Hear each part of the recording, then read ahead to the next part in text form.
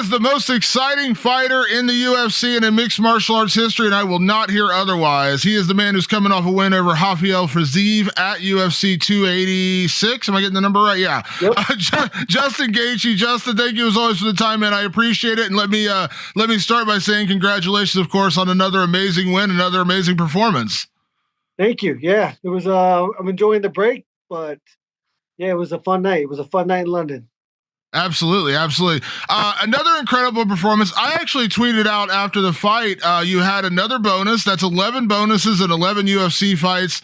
I said that's right. I think it's $550,000 in total bonuses over your career. There might have been an extra one in there somewhere in terms of like where they gave you more than 50 grand. But I said, man, this guy deserves 10 times that as much. I mean, the bonuses are nice, man, but your performance is always kind of put on the show where people are just buzzing and we never stop talking about it, man. I know you appreciate that, but I'm like, man, this guy deserves 10 times that much money. Yeah, no, I mean, I ain't going to complain about it, but yeah, it's definitely, I'll take more. That's why a couple years ago I went to bat for myself and made sure I got my full paycheck. No win and loss, no win bonus on top of just fighting. I made sure I got my whole check, and I think that's I think the two fights that I lost early on, Eddie Alvarez, Dustin Poirier, were fights of the year, fight of the night, and I felt like I deserved my full paycheck for that. And so after that. That was one thing that I was dead set on making happen. So I'm glad I did that, and I definitely think I deserve it. Absolutely. Once again, Justin, I'm not saying anyone doubts you by any stretch of the imagination, but you fought kind of down a little bit here. You were fighting a guy behind you in the rankings. He was kind of the hot guy coming in, coming off the big win over Dos Anjos and on this big winning streak, and everyone saying, man, this guy could be a champion one day. And I won't say they were doubting you, but like it seemed like he was kind of like the next big thing, and this was his chance to prove it. And once again, you went out there and showed that you're still one of the best guys in the world, and you took him out, especially in that second and third round. We saw what his face looked like afterwards.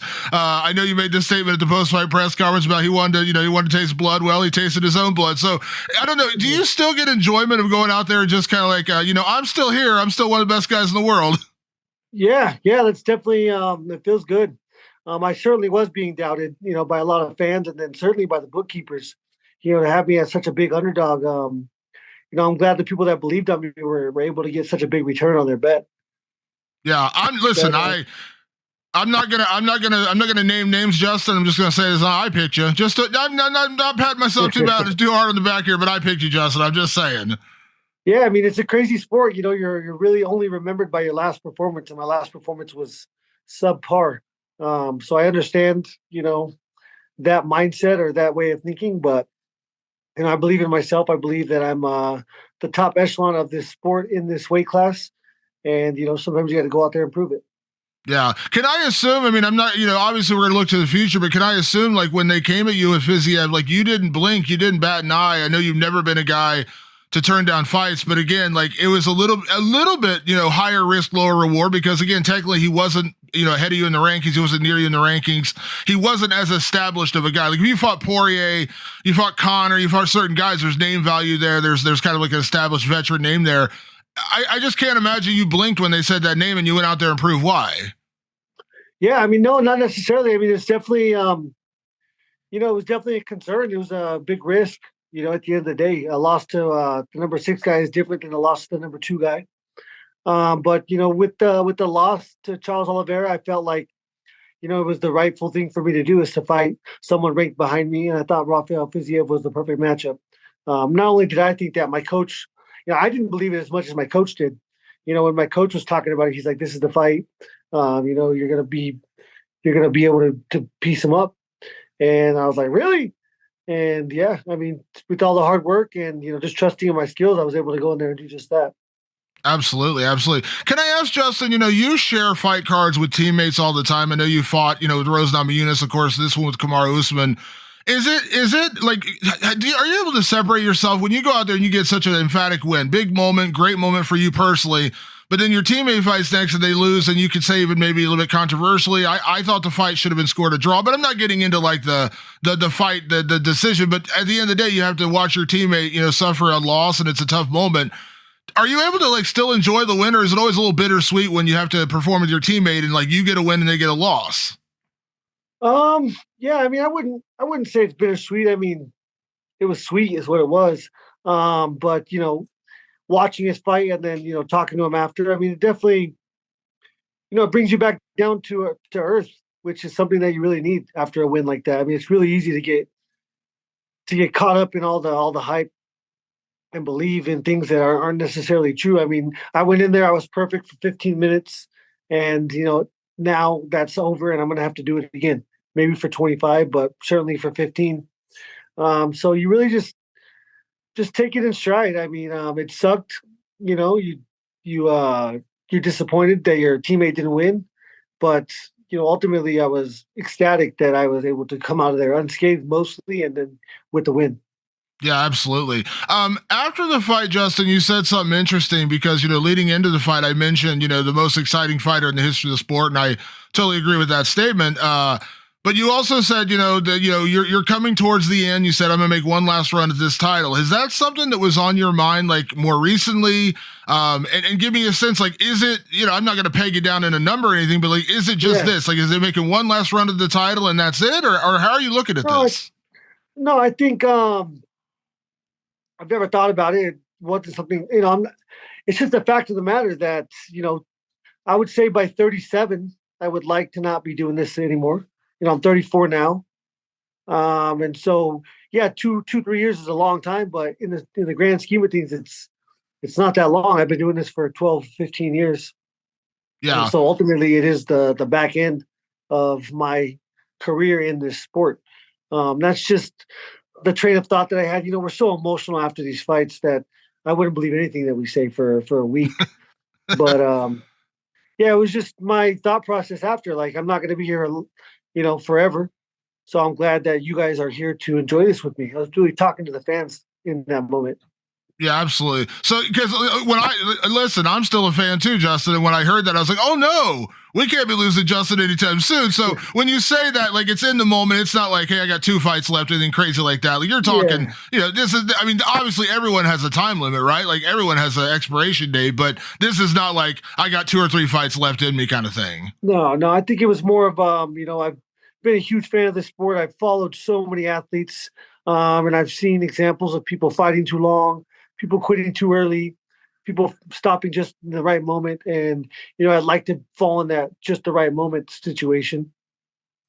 But I would say, as soon as I don't believe I could be the best in the world with my skills that I possess, then I don't see any reason to go in there and risk what we're risking each and every fight.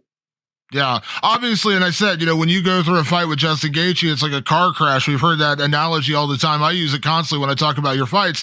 It seems like you are pretty healthy though, but you are conscious about that. I imagine, like, you're conscious about your long-term health, and then in the grand scheme of things, like, when you're 38, 39, one day playing with your kids, whatever the case may be. Like, I imagine that's got to play a little bit in the back of your head, right? Yeah, absolutely. I mean, I'm human. There's definitely, the older you get, the wiser you get. And the wiser you get, the more you understand that you know nothing is for sure, and nothing is tomorrow's not promised. And so, yeah, you start to think about these things more. But ultimately, I think that's not a concern of mine necessarily. It doesn't play a factor when I go in there. I'd like to be healthy, but I know the risk involved, and I kind of have to be content with the situation that I've put myself in. And Yeah. once I'm able to be content there, then I'm able to live a little bit more free, I guess. Yeah, I did laugh after the fight when you said I finally went for a takedown. Now everyone could shut up. I cracked up at that one. I thought that was great. Yeah, yeah, it was. I mean, I just fought one of the best strikers. He's fought so many fights outside of the realm that I ever lived in. His Thai background. He's trained in that world, and if I thought I wasn't successful or finding success in there, I would have obviously needed to change routes. But I never felt that. I felt that I was a better striker. I thought I controlled distance better. I thought I could create angles better. Um, and I thought I was seeing shots. Just unbelievably. I saw everything, and I think that the biggest factor was me watching his fights. I watched his fights multiple times before this fight, and I've always and never watched fights of my opponents leading up to the fights. I always concentrating on being my best self. But watching the fights, understanding the things and the repetitiveness that I saw that I thought I would be able to take advantage of, I think it played a big factor in that. Yeah, and it's funny. You turned to your wrestling and you kind of had fun with that, but that was the same weekend. I think the dates are right, where your college got another All-American. It was funny because they mentioned your name. I was watching the NCAA championship broadcast, and they mentioned your name, and they're like, Justin Gaethje is the other guy, and I was like, it's kind of funny. Like you talked about the wrestling, and then the guy from your college went out there and did his thing. Yeah, not just an All-American, but a national champion. I mean, that kid was so dominant. The most dominant college wrestler of the season. So it was impressive. Yeah, absolutely. Real quick before we move to the future, Justin, I want to ask you about this. I know you saw it all over the place after your fights. You mentioned at the post-fight press conference the whole situation with Michael Bisping, the commentary after the fight. And I know he addressed it, and he didn't. I don't think he said anything negative about it. He understood why you felt the way you felt. It is what it is. I'm not going to spend a lot of time on this, but can I ask you in the aftermath of that, did you hear his response? And I don't know if it's necessarily accept an apology, like more of just like he understood where you're coming from. So I don't think there's really animosity there, but can I just ask for your reaction on that? I mean, like I said, I wouldn't talk to us for a week after we fight. We're so emotional. And yeah, seeing my teammate lose, definitely made me more emotional. I was more the night before at weigh-ins, they did a Q&A, and I thought he was more, biased in that situation. And so that rubbed me the wrong way. And then so really anything he said was going to piss me off, especially because it was, my teammate was fighting. So I think his assessment is spot on. I think I was, probably over emotional. I think that I say things that I believe to be true. And I don't think of necessarily I didn't mean to throw Michael Bisping under the bus. I thought that he was a biased commentator that night when I was in the back watching it. I thought there were some comments that were made that I thought were unprofessional, and I thought it was due to the fact that they were from a common place. And that's all I was saying. I mean, I think I don't believe that's false. I think that's true. But I also started off by saying I'm just as biased or more biased than him. So, it is what it is. Yeah. So there's no I have no ill will against Michael Bisping. When he's not my favorite commentator. I remember him talking shit about me when I first came in fighting Michael Johnson, and so I'm a pretty petty person, and some things you don't forget. Who can I ask? I'm just curious. Who is your favorite commentator? Who do you like calling your fights? I would say Anik. Yeah, I think Anik is his passion is unmatched. Yeah, he's good. He's great at his job. Absolutely great at his job. Let's talk about the future, Justin, because now with this win, you mentioned making that run at the title again. You're right there. We all know. Obviously, we don't have a number one contender right now, but Neil Dariush, a guy you train with, it seems like maybe he's going to fight for that in May against Charles Oliveira. Natural fit, we're all talking about it, is the rematch with Dustin Poirier. So where are you at? I mean, obviously, you're just coming out of a fight. You're taking a little time off, deservedly so. But where's your head at? And am I right in thinking it's the Poirier rematch? Yeah, I think that's the obvious answer. He's number 2. He has no dance partner, and same with me. So, yeah, I think that fight is certainly a title contention fight. The winner of the Oliveira and Dariush fight, obviously, are going to fight for the title in October. And so, yeah, I need to fight Dustin in August, September, or October to put me on that perfect timeline.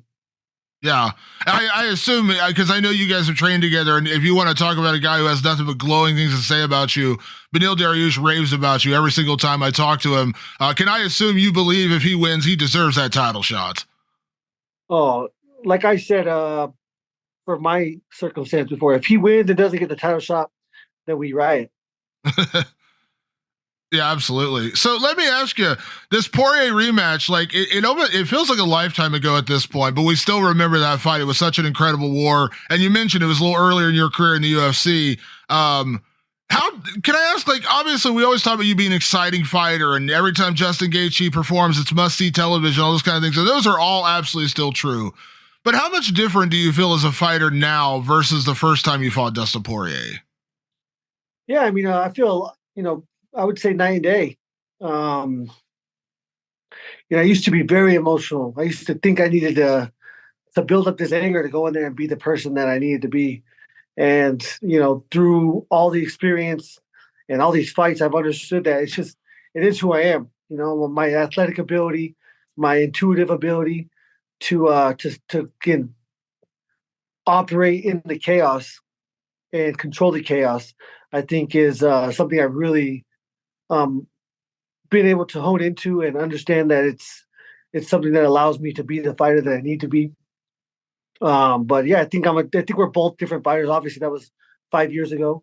So yeah, it's a different ballgame, but a fight's a fight. At the end of the day, I think he's got phenomenal skills. He's a hell of a matchup for me, and nothing short of fight of the century again.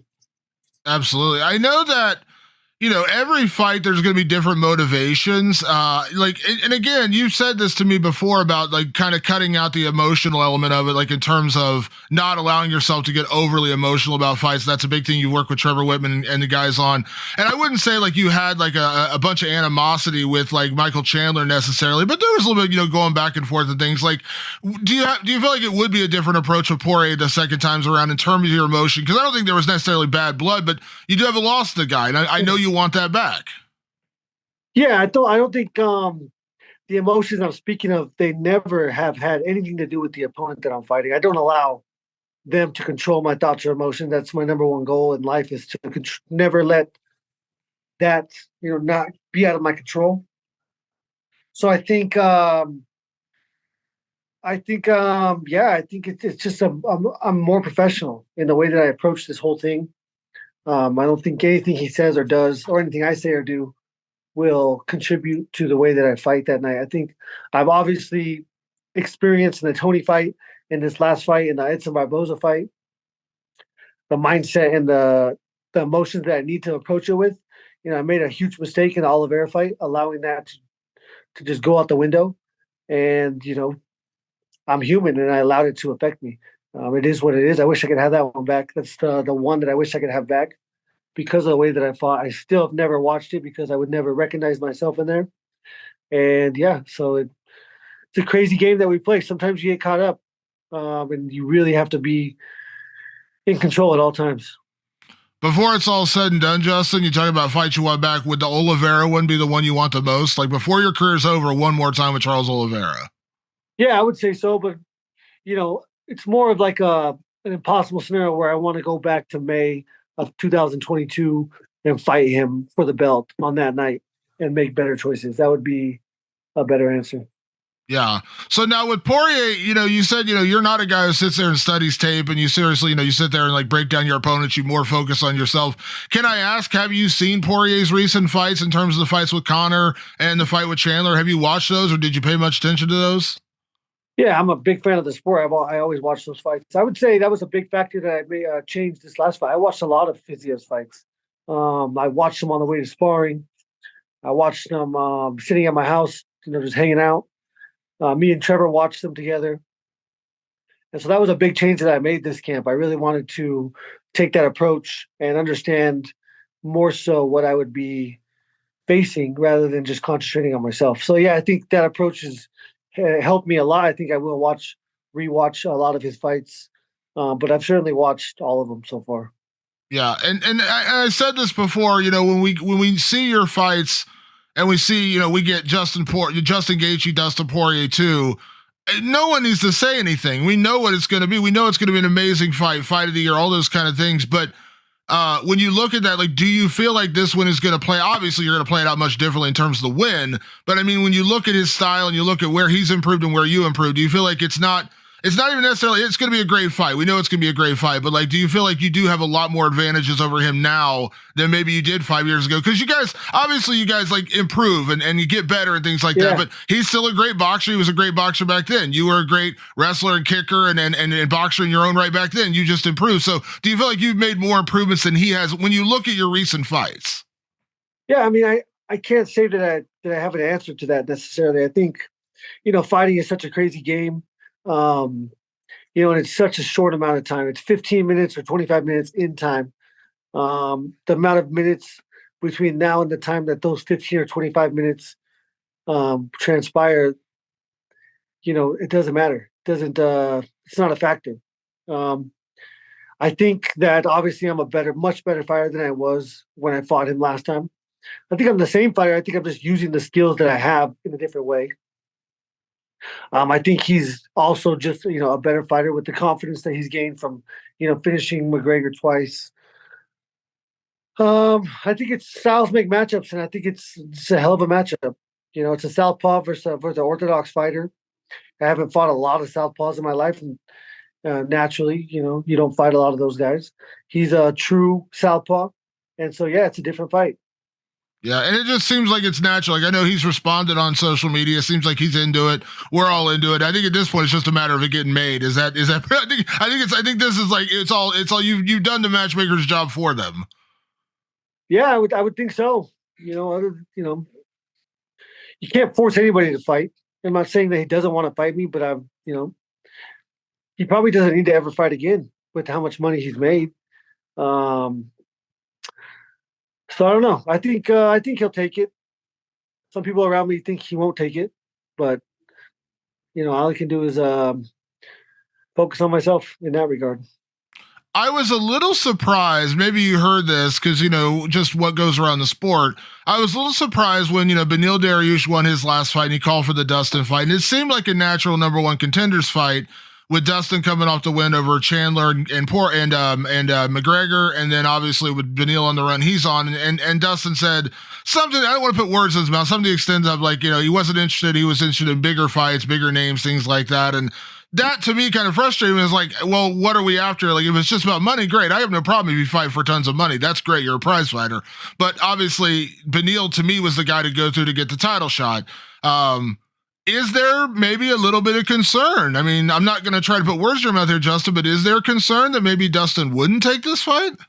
I mean, obviously that's always a concern. I need a dance partner, and if they say no, then there's literally nothing I can do about it. I'm not concerned personally about Dustin specifically because I think he's not done fighting. I think he's still going to want to fight. I think I'm a big fight, a big name. It's a win-win for both of us, in regards to fighting, the top echelon of this sport.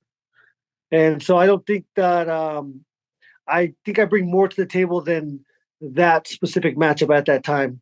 So I don't think that I don't think he would take the same course when it comes to making the choice. The only thing is, obviously, anybody that stepped in there comes out with a lot of damage, and so you ask yourself, do you want to take that risk?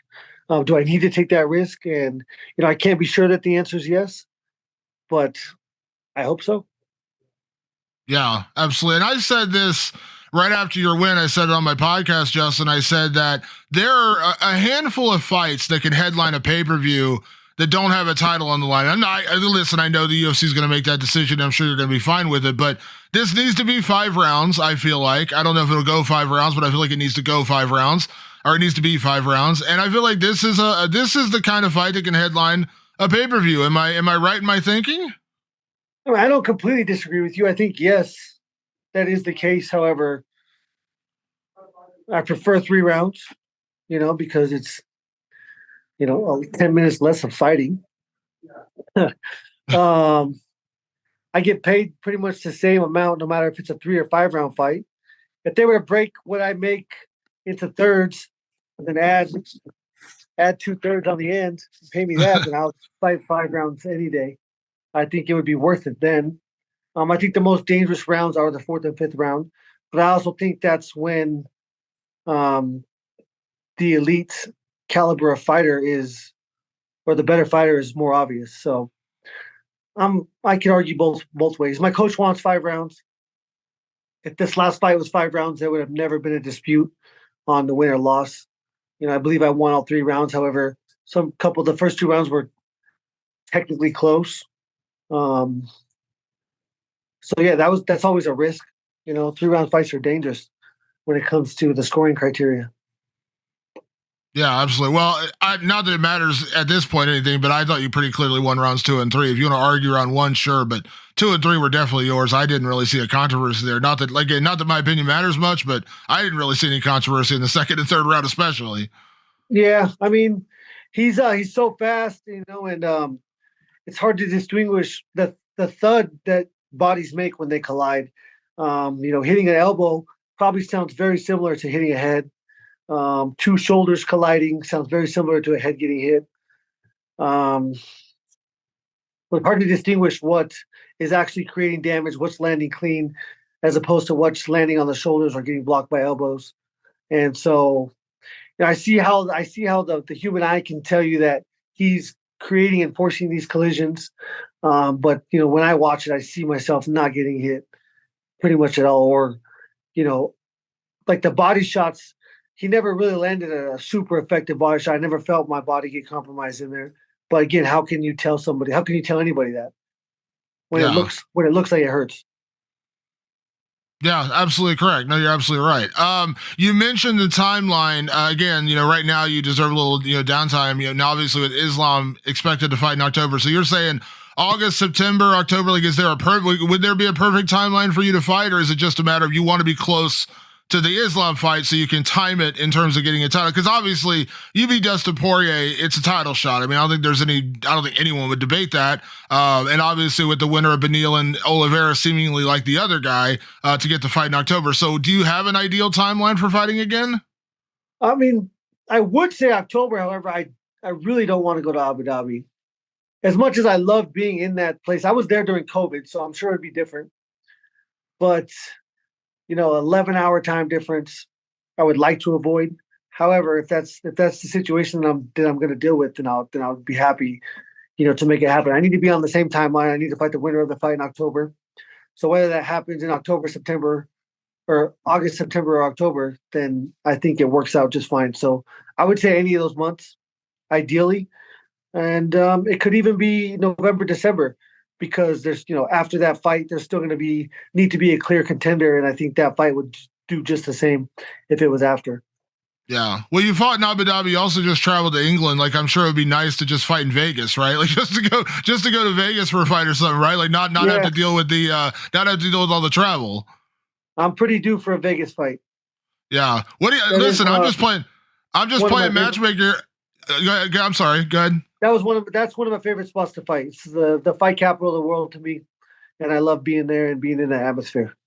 Yeah, I said only a certain number of non-title fights can headline cards. I think. What do you think? Conor and McGregor and Justin and Dustin maybe get some pay-per-view points in the back end. I don't know. Maybe get you a little extra pay. I don't know. What do you think? Nah, they ain't giving me no pay-per-view points. You know that. I think they should. I think they should give you a lot of things, Justin. I said that when I put out that bonus thing. I was like, I think they should give you 10 times that much. I mean, come on now. I'm right there with you, but that's not the game we're playing. Yeah, well, whenever it happens, we know it's going to be must-see television. And I'm with you on the 3-round thing, but selfishly, I'm like, this is the main event of a pay-per-view. I mean, it's just an incredible fight. I think it needs to be 5 rounds, especially with the where it leads to. It's leading to a title fight. I think these fights should be fought for 5 rounds.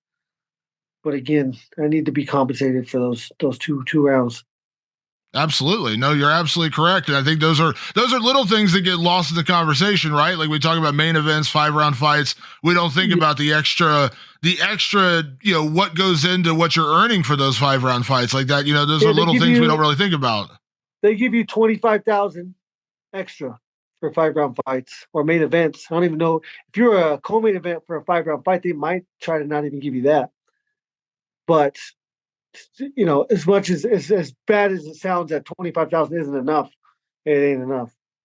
Yeah, no, it isn't. Absolutely not. I think there should be. I think your last, whatever it is, like 7 fights. I think they need to immediately. One thing they need to up the bonuses whenever you fight from 50 to 100 grand easy. Like it should just be doubled whenever Justin Gaethje fights. And I said, and again, I'm not going to get into the whole pay dispute thing. I have a lot of thoughts on that, but Like I said, the entertainment value you give us every time you step in there, and this goes across the board. I think fighters universally should get more, but a guy like yourself, man, like you're the guy, when you retire, you should retire with like 4 houses and 10 cars and, easily 8 figures in the bank and all those kind of things, because that's the kind of performance you put on and the entertainment you've given. You've given us millions upon millions of dollars of entertainment. I think you should be compensated millions of dollars in return. It's a growing process. My coach Luke fought in the UFC in the early 2000s for like 2-2. So it's the next Justin Gaethje in the next era will certainly have what you just described. And as shitty as it sounds, I think I deserve that. But you know, I'm happy to make the way for the next athlete to be able to have that. Yeah. Last thing before I let you go, Justin, I almost forgot to mention with this last fight you talked about after your last one, you had the nose surgery. This is your first fight since then. How did it make a difference? How did you feel with the nose being actually fixed now?